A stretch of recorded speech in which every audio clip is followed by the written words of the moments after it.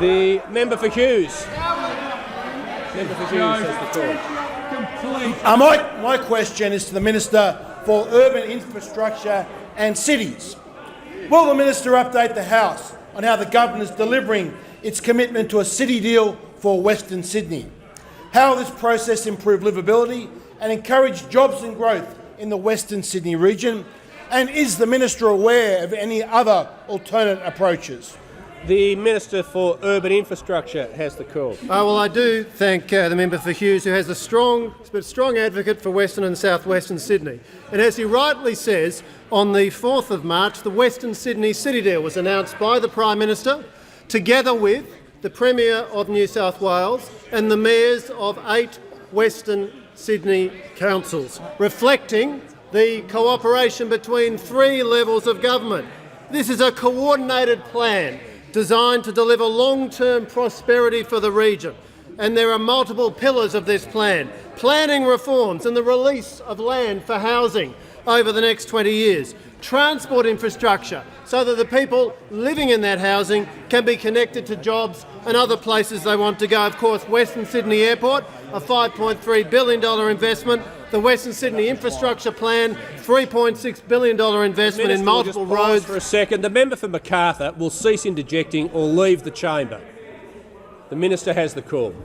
And of course, a commitment to rail, a joint commitment by the Australian Government and the New South Wales Government to Stage 1 of the North-South Rail to run from St Mary's to the Badgerys Creek Aerotropolis via Western Sydney Airport, and with a joint objective to have rail connected to Western Sydney Airport in time for its opening. And of course, the third pillar is generating jobs in Western Sydney. Western Sydney Airport itself, 13,000 jobs by 2031. And then the Aerotropolis, an urban area near the airport, which will become Western Sydney's advanced manufacturing, research, medical, education and commercial hub. We're going to drive investment and attract high-value jobs. There are many other elements to the Western Sydney City Deal, including a $150 million liveability program. This is a clear plan for Western Sydney across 3 levels of government. But I'm asked, are there other approaches, Mr Speaker? And of course,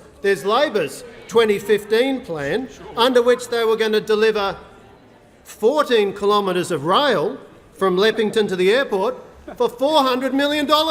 It's a miracle. 14 kilometres of heavy rail for $400 million.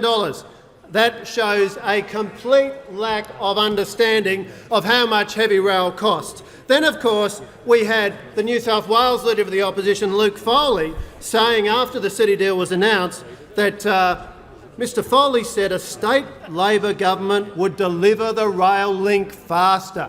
New South Wales Labor claiming they would deliver a rail link faster than the coalition. This is the same New South Wales Labor that was in power from 1995 to 2001. They announced 12 separate rail projects. They delivered exactly half. We never saw the Bondi Beach rail line. We never saw high-speed rail from Sutherland to Wollongong. We never saw the CBD to Rozelle Metro. Labor has a hopeless record of delivery. We've got a plan, the Western Sydney City Deal.